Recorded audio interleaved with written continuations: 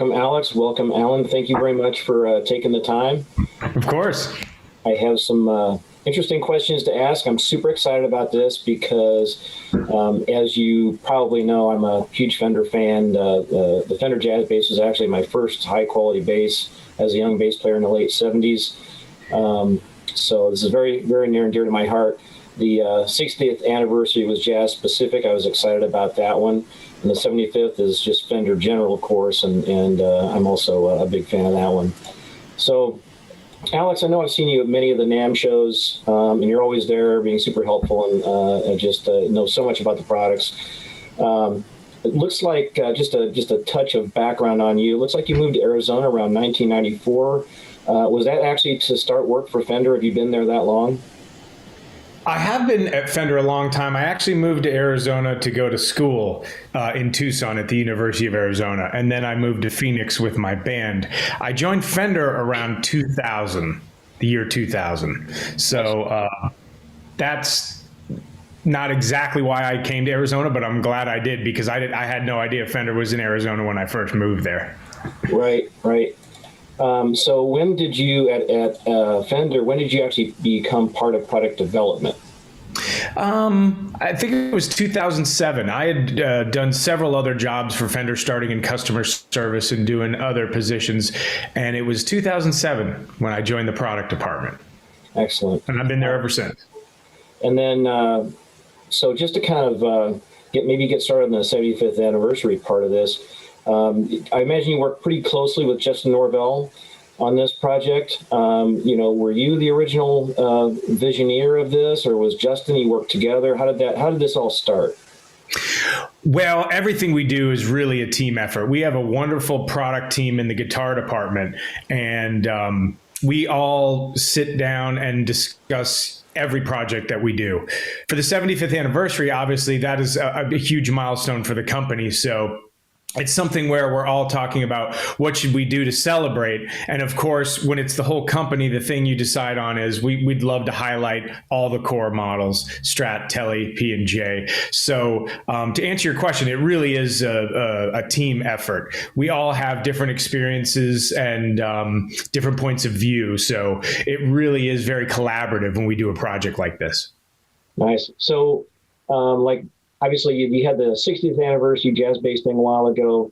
Do you have these special events scheduled out far in advance, or when did this first get conceived? The whole 75th anniversary of that, and the commemorative models and all that. When did the project start, so to speak?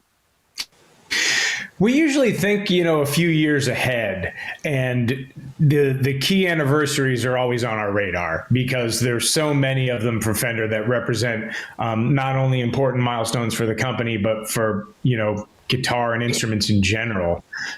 So we kind of have a vision for the anniversaries that are coming down the pike. For the 75th anniversary, we knew that was going to be a big one. And, you go from 60 to 70 to 75. I think we kind of have decided that the 75th was a little bit of a bigger milestone because that's 3/4 of a century. So you're right. We do kind of see the vision of, the anniversary's coming up. And then that kind of spurs us to say, what do you think we should do to kind of celebrate? Because we do love offering the limited models that highlight different eras, different types of guitars that Fender has made in the past. And so I think this project probably started out a year and a half or so in advance discussing what we wanted to do. Wow, you accomplished a lot in a relatively short time frame. I know what product development's like in various markets, and that's pretty aggressive in my opinion. And you guys did a bang up job on this. Here's a question. This year actually also commemorates the 70th anniversary of the Precision bass. So I imagine you might have had a tough decision on what to do. Like, you want to have 2 anniversary events, or do you want to just kind of roll them together as part of the overall 75th? Did you guys talk about that, or is there another event coming up, or? You're right. That absolutely is something that we discussed because 51 is the birth of the P bass, right? So this is the 70th anniversary. So it was a tough decision. We figured that the 70th anniversary for the company as a whole kind of warranted highlighting all the models instead of just concentrating on 1 or 2. So we kind of decided to do a series of models and highlight all the favorite Fender models instead of just 1. Excellent.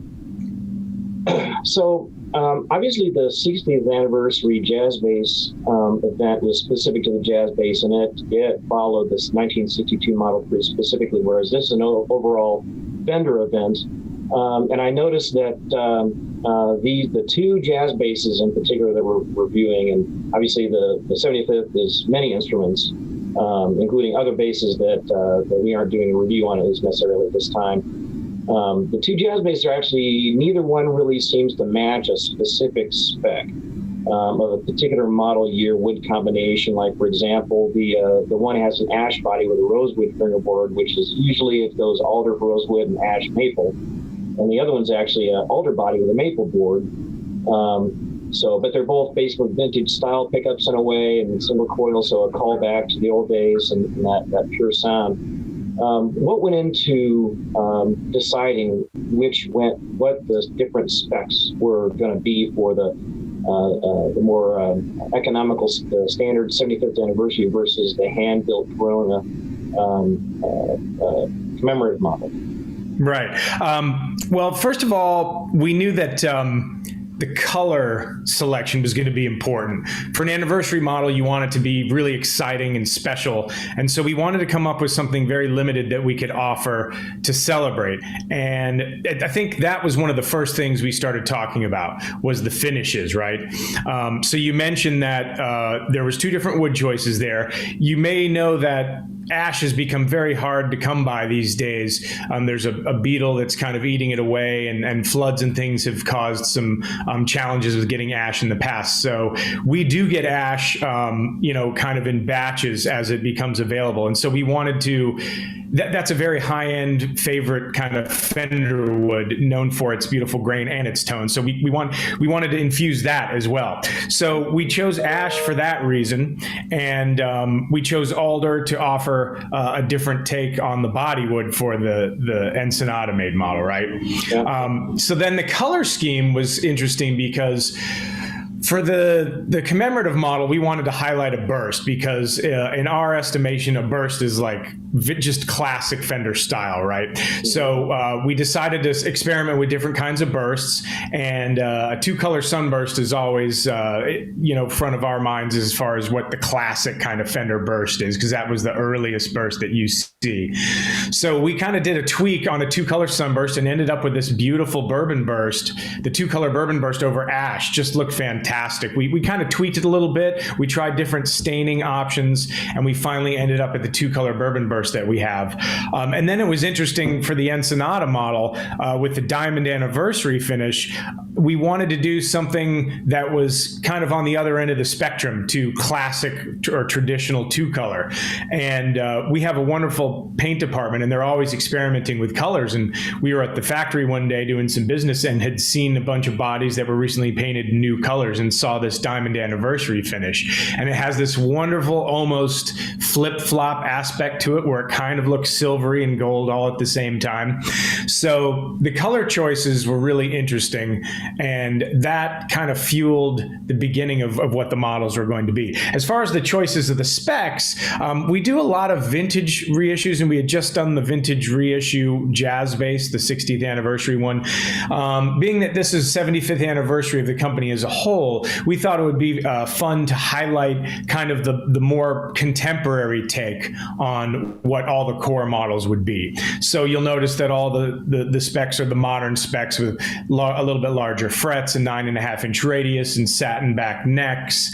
And that just lends itself to having really awesome playing instruments, right? Mm-hmm. So it was kind of a combination of picking some exciting new limited colors to use, and then saying, well, let's try and do some modern playing instruments. And of course, on the US models, we kind of prettied them up with some gold hardware as well. But that was basically it.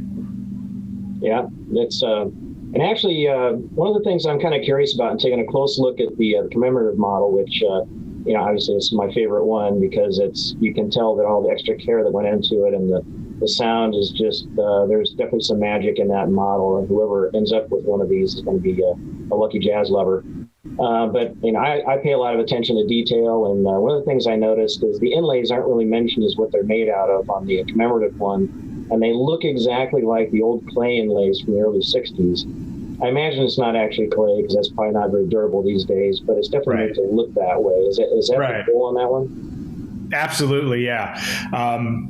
We definitely have had some challenges in the past getting the right look to those dots, right?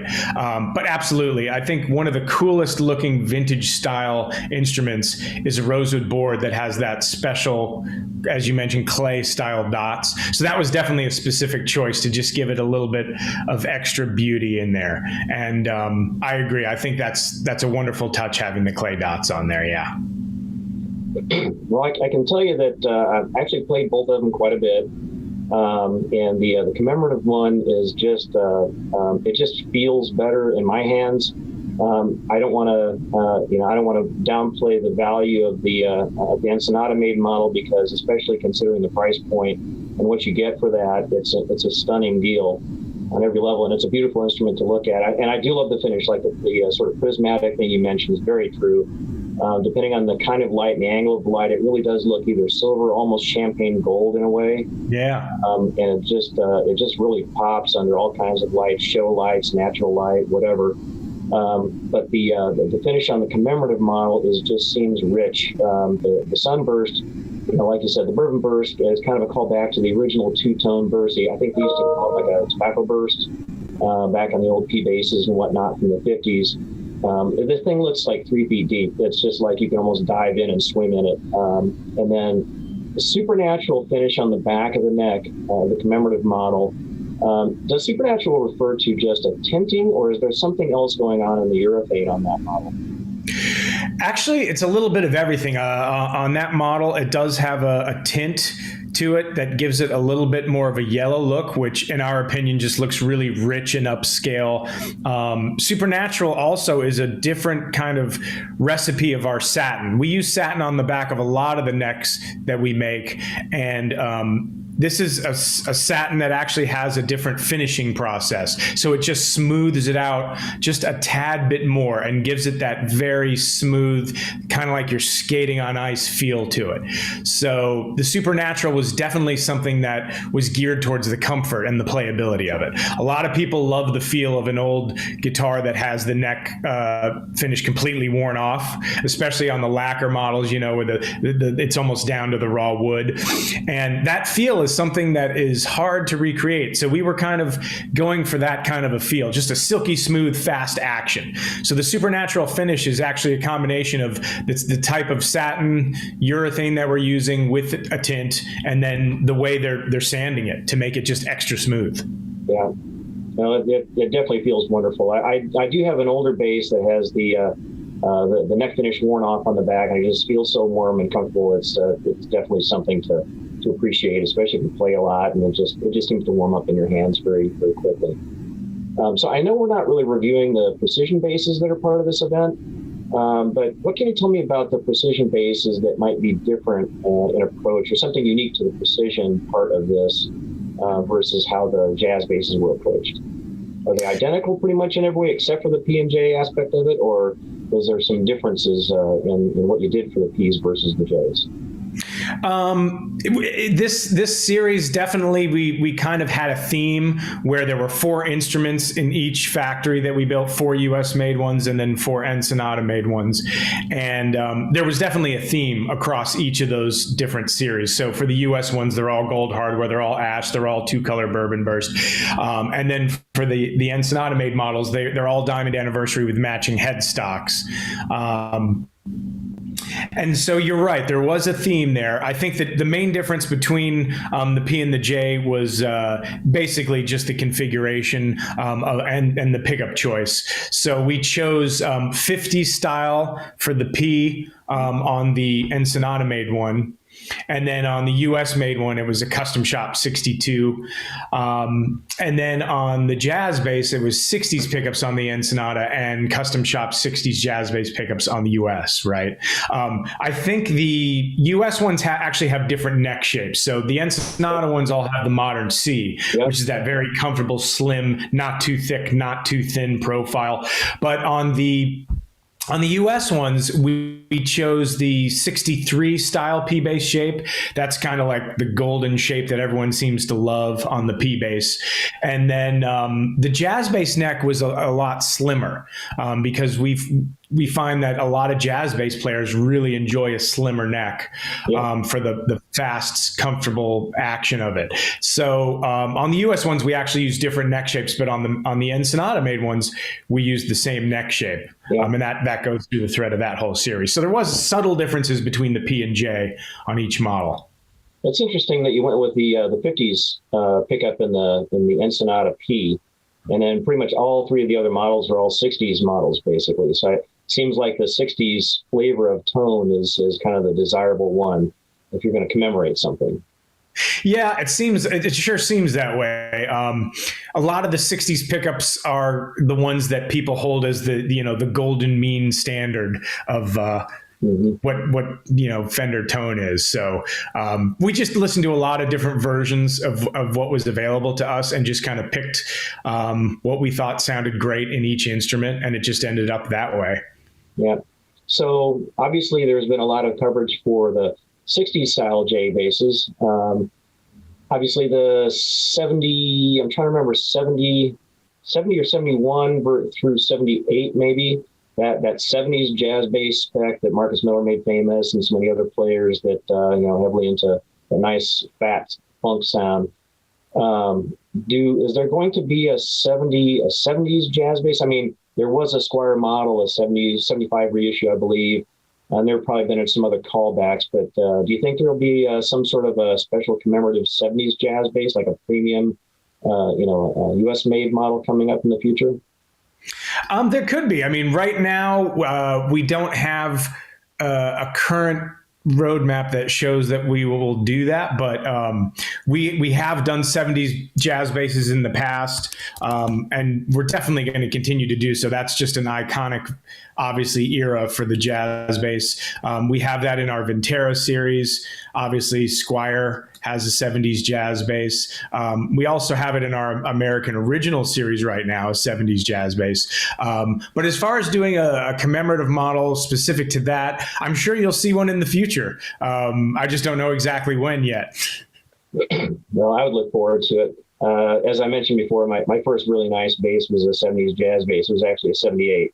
And while that thing weighed about 14 pounds, which is one of the reasons why I got a different one in the after that, it was probably one of the most amazing bass tones I've ever heard in my life. So, and in fact, I probably own about 4 Fender jazz basses right now, including the Elite that I reviewed earlier, and I play that quite often. Yeah, yours had the binding and the blocks and everything. Yeah, it's an amazing instrument. It's one of those ones where, like, I'll be honest with you, I'm going to have trouble sending this commemorative model back. It may or may not make it back out of Illinois. I'm just warning you ahead of time. Right. Well, I think we can work something out. Well, I'm tempted just to keep both of them, honestly, just to have a complete collection of the 75th jazzes. But we'll see. We'll see what the bank account says. Yeah. I know it's tough to make those decisions. Do I pay a car payment or a new bass? Let's see. I can walk to work. Yeah. So what else can you tell me about this event that I haven't thought to ask you yet that I might want our readers to know about? Well, the 75th anniversary series is limited, but not in quantity. So we're going to be selling those instruments all year. And I think the other thing it reminds me is that there's so many amazing milestones in Fender history, right, that you think of when these anniversaries come up. And I think specifically for the bass, I think you touched on it. Fender really was the first company to ever build an electric bass with the 51P bass. Yeah. And that event is probably underestimated, the importance of what that is to music. I think a lot of people focus on the Tele and the Strat and other kinds of milestones like that. But really, to me, the invention of the bass, the electric bass, was always one of the most important innovations that Fender ever came up with.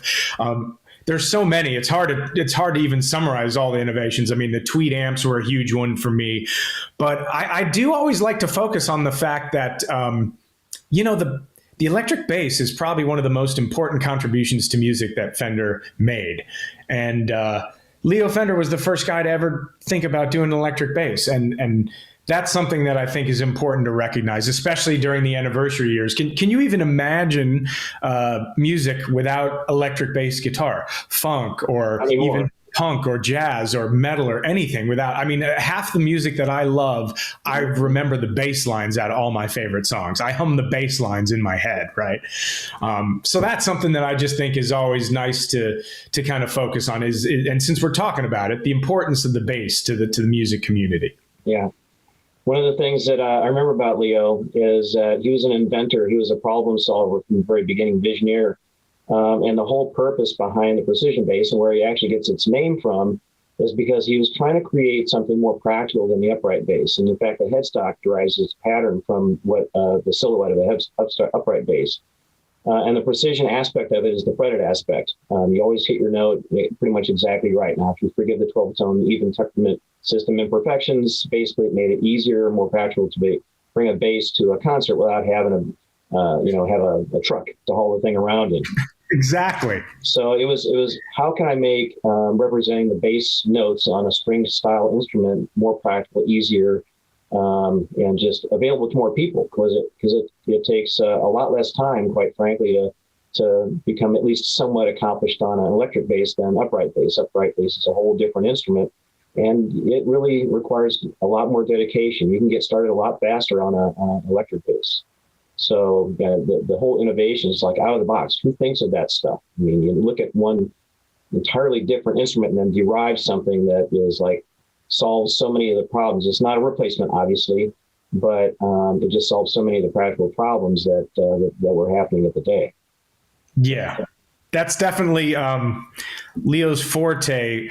Was he had the keen ability to see what musicians needed, what problems, as you say, they needed to have solved, and he solved them. He was probably the best at doing that. He would take feedback, and this is something that we still do today, is we talk to a lot of musicians and see what they like, what they don't like, what they'd like to see in the future, and try and apply that to what we're doing. And that's what Leo did the best. That he taught everyone that's really the gold standard of how to develop an instrument, is you talk to the people using them. But you're right, he definitely he had some vision there that for somebody that didn't even really play guitar is quite amazing and astonishing to just wonder at, right? So have you had a chance to take a look at the book that goes along with this event? I actually have not had a chance yet. Yeah, I know their availability is pretty limited. I have not been able to get my hands on it just yet, but they're on the way. So I very much look forward to flipping through that book. I will definitely purchase a copy of that myself as well. I have some of the other Fender books, Fender history books as well. Yeah. So I might as well add that to my collection. Yeah.